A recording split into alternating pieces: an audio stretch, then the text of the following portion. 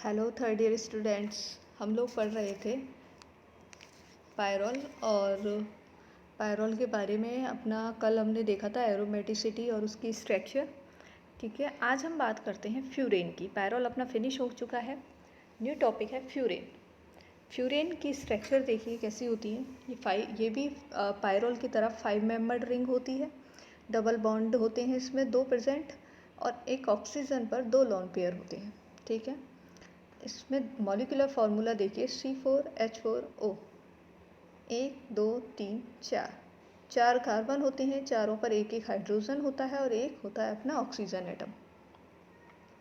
इसे फरफ्यूरेन भी कहते हैं, मतलब जो फ्यूरेन है इसे हम फरफ्यूरेन भी कहते हैं। इसकी जो रेजोनेंस एनर्जी है उसकी वैल्यू होती है 71.1 किलोजूल पर मोल। ऑल रिंग एटम, इस पूरी रिंग में 4 कार्बन एटम होते हैं प्लस 1 एक ऑक्सीजन एटम होता है, और ये सभी sp2 हाइब्रिडाइज्ड होते हैं। ये आगे आएगा जब हम इसकी स्ट्रक्चर और एरोमेटिसिटी पढ़ेंगे। ठीक है, और देखिए ऑल सिग्मा बॉन्ड जो होते हैं वो प्लेन में होते हैं। जितने भी इसमें सिग्मा बॉन्ड होते हैं वो प्लेन में होते हैं, एक ही तल में होते हैं। प्राप्ति, इसका जो सोर्स है वो हम चावल की भूसी यानी जो राइस ब्रेन होता है, चावल की भूसी होती है, उस पर अगर हम तनु H2SO4 की क्रिया करवा दें, H2SO4 की क्रिया के पश्चात जब हम उसका डिस्टाइलेशन करते हैं या आसवन करते हैं तो फरफ्यूरेल प्राप्त होता है, जो कि फ्यूरेन का एल्डिहाइड है। एक चावल की जो भूसी होती है, राइस ब्रेन होता है, जब हम उस पर लिक्विड H2SO4 की जो रिएक्शन करवाते हैं और उसके पश्चात हम उसका डिस्टाइलेशन करते हैं तो हमें फरफ्यूरल प्राप्त होता है। जो फरफ्यूरल होता है वो फ्यूरेन का ही एक एल्डिहाइड होता है।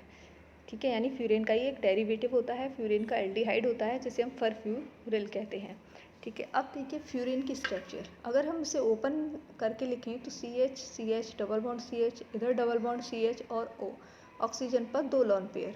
और हम इसे कैसे लिख सकते हैं, देखिए कार्बन से एक हाइड्रोजन अटैच है, इस कार्बन से एक हाइड्रोजन अटैच है, इस कार्बन से और इस कार्बन से। ठीक है, और जो C2C3, ये C2 कार्बन है, ये C3 कार्बन है, ये C4 कार्बन है और ये C5 कार्बन है। तो C2 C3 और C4 और C5 कार्बन के बीच में डबल बॉन्ड प्रेजेंट होता है। ठीक है ना, और ऑक्सीजन पर अपने 2 लोन पेयर होते हैं। अब बात करते हैं हम फ्यूरेन की सिंथेसिस की या मेथड्स ऑफ प्रिपरेशन। तो देखिए सबसे पहले आता है सिंथेसिस में इसका, हम इसको बनाते हैं म्यूसिक अम्ल से। म्यूजिक नहीं है, म्यूसिक, MUCIC, म्यूसिक एसिड द्वारा। ठीक है, इससे हम इसे कैसे बनाएंगे, म्यूसिक अम्ल का शुष्क आसवन करते हैं यानी ड्राई डिस्टाइलेशन करते हैं तो हमें फ्यूरिक एसिड प्राप्त होता है। और फ्यूरिक एसिड का जब हम डीकार्बोक्सिलेशन करते हैं, और डीकार्बोक्सिलेशन जो है या तो सोडा लाइम के प्रेजेंस में होता है या फिर कॉपर चूर्ण की प्रेजेंस में होता है, गर्म करते हैं तो डीकार्बोक्सिलेशन में क्या होता है, कार्बन डाइऑक्साइड निकल जाती है। तो जब हम फ्यूरिक एसिड का डीकार्बोक्सिलेशन करते हैं तो हमें क्या प्राप्त होता है, फ्यूरेन प्राप्त होता है। इसे हम शीले की विधि भी कहते हैं, शीले का मेथड भी कहते हैं, शीले मेथड कहते हैं इस विधि को। म्यूसिक एसिड से फ्यूरेन प्राप्त करने के मेथड को हम शीले की विधि भी कहते हैं। देखिए ये है अपना म्यूसिक एसिड। प्रत्येक कार्बन पर एक हाइड्रोजन और एक हाइड्रोक्सिल ग्रुप जुड़ा हुआ है, सॉरी दोनों कार्बन पर, और जो नीचे दोनों कार्बन हैं इन पर भी एक्स्ट्रा COOH और COOH ग्रुप जुड़ा हुआ है, यानी चारों कार्बन पर एक हाइड्रोजन और एक हाइड्रोक्सिल ग्रुप जुड़ा हुआ है, OH ग्रुप जुड़ा हुआ है, और 2 कार्बन पर COOH ग्रुप जुड़ा हुआ है। देखिए म्यूसिक की जो सिंपल हम इसे कैसे लिख सकते हैं, CHOH CHOH CHOH COOH, इधर भी CHOH COOH, यानी 4 तो CHOH हैं अपने पास और 2 क्या हैं, COOH हैं। ठीक है, तो देखिए नेक्स्ट जब हम इसका डिस्टाइलेशन करते हैं, ड्राई डिस्टाइलेशन करते हैं तो हमें फ्यूरिक एसिड प्राप्त होता है, यानी यहाँ से 3 H2O निकल जाते हैं और कार्बन डाइऑक्साइड निकल जाती है। देखिए वो कैसे निकलेंगे, यहाँ से ये OHH निकला, यहाँ से ये OHH वाटर मॉलिक्यूल के रूप में निकला और एक OHH यहाँ से निकला, यानी 3 तो H2O के मॉलिक्यूल निकले और एक निकला अपना CO2 यहाँ से, कार्बन डाइऑक्साइड। ठीक, तो कौन सा ग्रुप रह गया अपने पास, COOH। तो ये हमने रिंग फॉर्मेट कर दी और यहाँ COOH ग्रुप हमने एक कार्बन पर ऐड कर दिया, तो अपने पास क्या बना, फ्यूरिक अम्ल। ठीक है ना। अब इस फ्यूरोइक अम्ल का जब हम वी कार्बोक्सिलेशन करते हैं कॉपर चूर्ण की प्रेजेंस में, जब हम इसे गर्म करते हैं तो CO2 निकल जाती है और हमें फ्यूरेन प्राप्त हो जाता है। यहाँ से CO2 निकल जाएगी तो हमें क्या मिलेगा, फ्यूरेन मिलेगा। नेक्स्ट देखिए इंडस्ट्रियल मेथड यानी औद्योगिक विधि। औद्योगिक विधि में जब हम इसका H2SO4 के साथ रिएक्शन करवाते हैं, यानी इसमें हम लेते हैं फ्यूरेन टू एल्डिहाइड,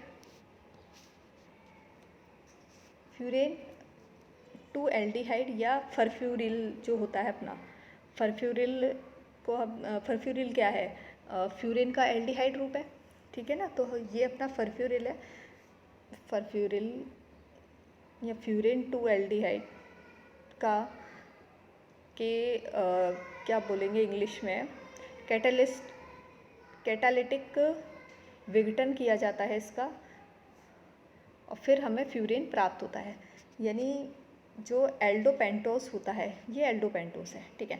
एल्डोपेंटोस को तनु H2SO4 के साथ जब रिएक्ट करवाया जाता है या आसवन करवाया जाता है तो हमें फरफ्यूरिल प्राप्त होता है। और फरफ्यूरिल जो होता है वो उसका उत्प्रेरकीय विघटन करवाया जाता है ZNO या CrO3 की प्रेजेंस में और फिर उसे गर्म किया जाता है 673 केल्विन टेम्परेचर पर, तो हमें फ्यूरेन प्राप्त होता है। अब ये जो एल्डोपेंटोस है ये हमें कहाँ से प्राप्त होता है, एल्डोपेंटोस हमें जई के जो दाने होते हैं, जौ के दाने होते हैं, ऑयट हस्क जिसे बोलते हैं, या मक्का के दाने होते हैं, इनमें क्या होता है, एल्डोपेंटोस प्रेजेंट होता है। तो वही एल्डोपेंटोस का जब H2SO4 के द्वारा आसवन करवाया जाता है तो फरफ्यूरल प्राप्त होता है। ये एक इंडस्ट्रियल मेथड है, ठीक है।